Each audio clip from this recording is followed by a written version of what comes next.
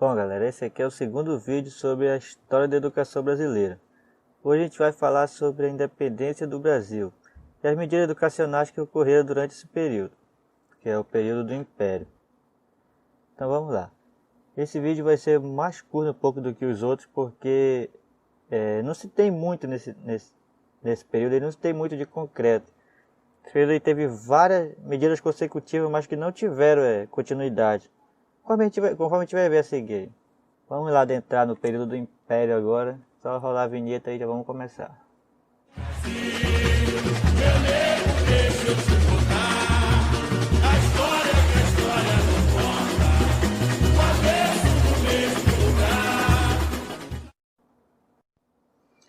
A educação imperial, ela se resume em sucessivas leis e decretos que na verdade ficaram só no papel mesmo. A gente vai abordar nesse vídeo a independência do Brasil e as reformas que aconteceram nesse período. Vocês podem ver aí que eu destaquei alguns pontos. Fiz questão de colocar as datas aí para a gente observar como as coisas aconteciam sem continuidade. Fazia uma coisa, logo depois largava e começava outra. Bora dar uma analisada uma por uma dessas reformas aí que foram feitas. A independência do Brasil. Eu falei no vídeo passado que a vinda da família real para o Brasil ela trouxe os subsídios necessários para o processo de independência, como por exemplo a imprensa régia.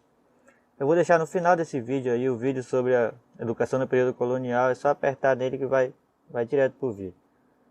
Pois bem, existiu outro fator que contribuiu bastante para o processo de independência, que foi a abertura dos portos. Quando a família real vem para o Brasil, Dom João abre os portos brasileiros para que as nações amigas possam fazer comércio.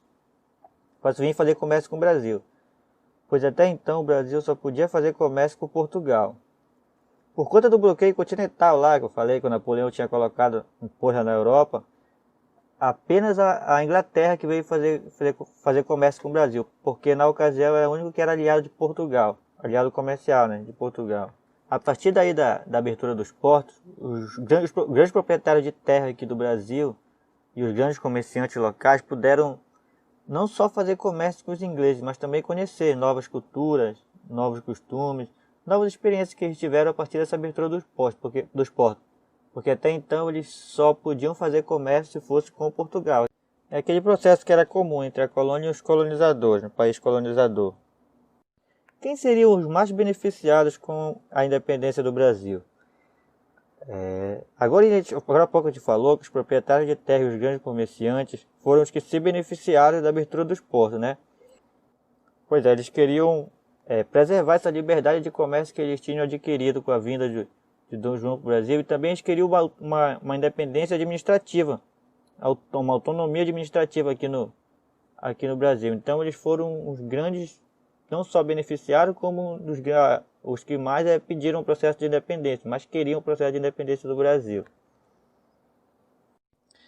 Eu tenho umas considerações a fazer sobre esse período aí referente às figuras de Dom Pedro e da Princesa Isabel, que eu considero que precisa ser mais analisado, recontar um pouco dessa história desses dois personagens aí, fazendo uma análise melhor dos fatos, mas só que eu vou deixar para quando eu for falar da história geral do Brasil mesmo. Aqui a gente vai focar só no processo educacional do Império.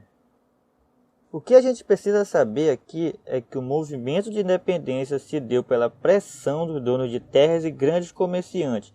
Tanto é que a escravidão continuou por todo o período imperial. Então a gente não pode moldurar a figura de pessoas equivocadamente. Tem que analisar bem os fatos. Por isso que eu vou deixar para analisar bem numa próxima hora aí. Independência ou morte. Essa famosa frase é atribuída a Dom Pedro durante a proclamação da independência em 7 de setembro de 1822. A partir daí o Brasil deixa de ser colônia e passa a ser uma nação independente, onde ela se organizou de forma de império, né? Mas que na verdade é uma monarquia. O império é uma forma de monarquia.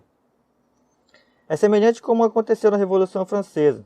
Quem se lembra da Revolução Francesa aí sabe que durante a Revolução a França primeiro passa de uma monarquia absolutista para uma monarquia constitucional. É isso que vai acontecer no Brasil. Nós vamos deixar de ser colônia de Portugal, que era uma monarquia, vamos instaurar outra monarquia, só que uma monarquia constitucional. O movimento de independência acontece em 1822 e nós vamos ter uma Constituição em 1824, que a gente vai ver mais à frente. Bom, visto como se deu o processo de independência do Brasil, agora vamos ver as medidas tomadas na área de educação nesse período. Foi o período imperial. Diante da necessidade de se ensinar em longa escala, e com poucos professores, o método Lancaster, ou método de ensino mútuo, foi implantado no Brasil. É importante lembrar que existiam poucos professores naquela época, e muitos nem tinham formação. Nesse método, os alunos que se destacavam, aqueles que se destacavam mais eram selecionados para serem uma espécie de ajudantes. E esses alunos eram treinados para ensinar um grupo menor de alunos. Escolhia um aluno para treinava ele, que se destacasse mais, para ensinar um grupo de 10 alunos, para suprir a necessidade dos professores, né? Ou seja, apesar de no Império se falar em educação primária para todos os cidadãos, não se importavam muito com a qualidade desse ensino, né? Já que não se preocuparam em qualificar a mão de obra para o trabalho. Usavam os próprios alunos, que em tese eram mais inteligentes do que os outros, para ajudar no ensino. 2 anos após a independência, em 1824, é outorgada a primeira Constituição brasileira. E lá no artigo 179, dizia que a educação primária é gratuita para todos os cidadãos.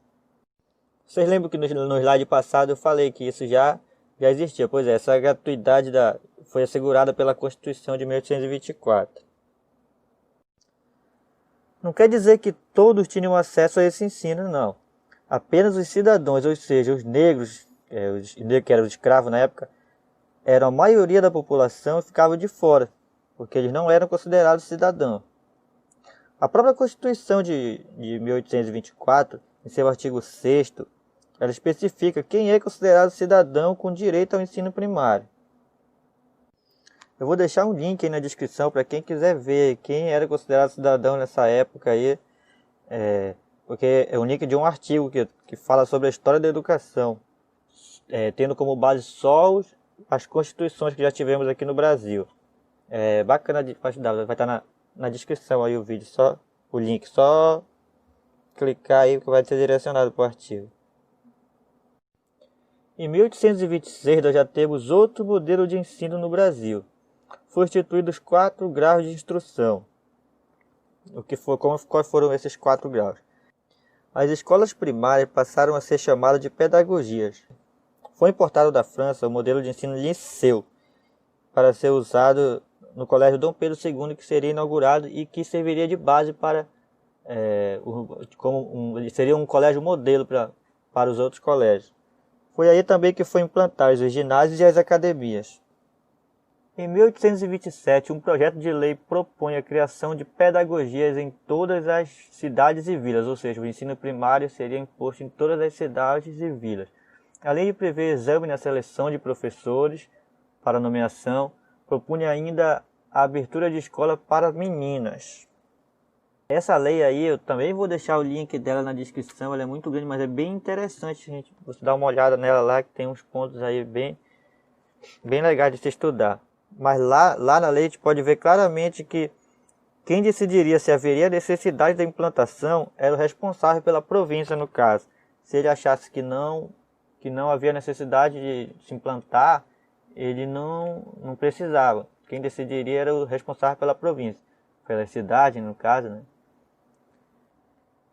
Em 1834, o ato adicional à Constituição dispõe que as províncias passariam a ser responsáveis pela administração do ensino primário. Preste bem atenção nisso aí. As províncias passariam a ser responsáveis pela administração do ensino primário e secundário. Em 1837, onde funcionava o Seminário de São Joaquim, na cidade do Rio de Janeiro, é criado o Colégio Dom Pedro II, com o objetivo de se tornar um modelo pedagógico para o curso secundário. Qual era o curso secundário? O curso secundário corresponde como se fosse hoje o ensino médio. Tem que cursar o curso secundário para poder entrar na faculdade. É só observar bem que a gente logo nota a falta de organização e de continuidade que tinham esses decretos, essas leis que eles faziam nesse tempo. Mas veja bem, em 1834 eles passam o ensino primário e secundário para a responsabilidade das províncias. Em 1837 eles criam o Colégio Dom Pedro para servir de modelo base para o ensino secundário. O ensino secundário é como se fosse um ensino médio, precisava ter o curso secundário para poder entrar na universidade. Só que o Colégio Dom Pedro ele era administrado pelo Império e os outros seriam administrados pelas províncias, que não tinham tanto recurso para manter o mesmo padrão do Império, né? É como se a gente criasse uma universidade municipal aqui em Breves e queria que a prefeitura bancasse uma universidade com a mesma infraestrutura que tem o FPA ali, que é uma universidade federal. Não ia dar, a prefeitura não vai ter recurso para manter o mesmo padrão de qualidade que o Estado tem. O Estado, no caso, é a União, né? A União tem. Então a gente pode ver aí também que foi outro desastre desse período. Se existia aí a intenção de manter um padrão de qualidade educacional, como era para o Brasil inteiro, a gente já sabe que foi uma tentativa frustrada, porque não foi o que ocorreu. Não podemos dizer que a educação funcionou nesse período, porque apesar das inúmeras tentativas que vimos, não tivemos um plano nacional, um sistema de organização do ensino que pudesse dar nortes para um modelo educacional que abrangesse todos, né? Em 1872, a população brasileira era de 10 milhões de habitantes e apenas 150 mil estavam matriculados nas escolas primárias. O analfabetismo era da ordem de 64%. Apesar das inúmeras tentativas que a gente viu aí ao longo do vídeo, não tivemos um plano nacional, não tivemos um sistema de organização de ensino. Apesar das políticas terem sido sucessivas, elas não tiveram continuidade nem articulação uma com as outras. Por isso foi um verdadeiro desastre essa educação no Império. Bom, gente, esse aqui foi o vídeo sobre o período do Império. É bem curto, ele bem rápido. Mas só quem quiser se aprofundar mais, eu vou deixar os links das leis, vou deixar o link do artigo muito bom aí para estar dando uma olhada aí, dar mais uma aprofundada. Não se esqueça de compartilhar o vídeo aí, valeu!